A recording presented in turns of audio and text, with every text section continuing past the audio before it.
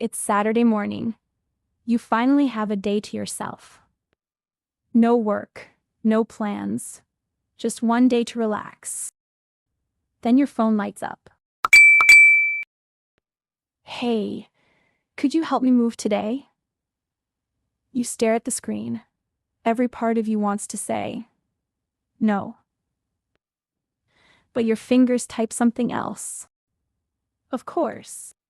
What time? You press send, and almost immediately, you regret it. Not because you don't care about your friend, but because once again you ignored what you wanted. So why does saying yes feel so much easier than saying no? Think about what happened in those few seconds. The moment you said yes, the uncomfortable feeling disappeared. The conversation was over. No awkward silence. No worrying about how your friend might react. For just a moment, everything felt easier. Here's the strange part. Your brain wasn't trying to make you happy. It was trying to make you comfortable. Because by saying yes, you solved the uncomfortable feeling right now, but only for a moment. Instead of your friend feeling disappointed, you're the one giving up your Saturday. The discomfort didn't disappear. It simply changed owners. Your brain made a trade. A few seconds of comfort now, for hours of frustration later. And without realizing it, that's a trade many of us make every single day. But if saying yes usually leaves us feeling worse, why does our brain keep choosing it? The answer begins long before that message ever appeared on your phone. When we're kids, our brains are constantly looking for patterns. Not just patterns about the world, patterns about people. Maybe you became known as the easy child, the helpful one, the one who never caused problems. When someone needed help, you stepped in. When someone else wanted something, you waited. Little by little, your brain started connecting those moments. When I'm helpful, people smile. They're proud of me. Everything stays peaceful. Nobody had to sit you down and teach you that rule. Your brain built it on its own. Not from one moment, but from hundreds of small moments. And over time, being helpful stopped feeling like something you did.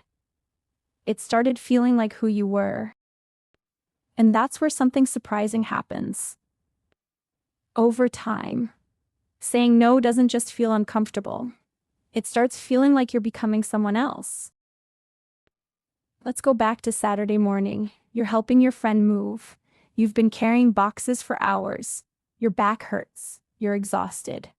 At one point, your friend smiles and says, "I don't know what I'd do without you."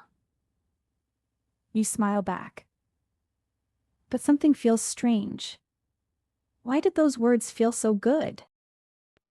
Because they weren't just thanking you. They were confirming something your brain has believed for years. I'm the helpful one. I'm the reliable one. I'm the person people can always count on. Over time, those labels become part of your identity. And that's where things become complicated. Because the next time someone asks for a favor, you're no longer deciding whether to help. You're deciding whether to stay the person you've always believed you were. Suddenly, saying no doesn't just feel uncomfortable. It feels like losing a part of yourself. But here's where the trap quietly begins. The more often you become the person who always says yes, the more everyone else starts believing it too. Think about your friend for a moment. The next time they need help, who will they call first? Probably you. Not because they're selfish. Not because they're trying to use you. Because you've become the safest answer. The most reliable one. Without realizing it, every yes teaches the people around you something. They'll probably help. They never say no. Little by little, an invisible contract begins to form. People expect your yes because you've taught them to expect it. And your brain expects it too. Now imagine what happens the first time you finally say no. To everyone else, it's one answer. To your brain, it feels like breaking a promise. Not a promise you made to them, a promise you've been making to yourself for years. I'm the helpful one. I'm the reliable one. I don't let people down. That's why the guilt can feel so overwhelming. Not because you've done something wrong, but because your brain thinks you've broken a rule that was never supposed to last forever.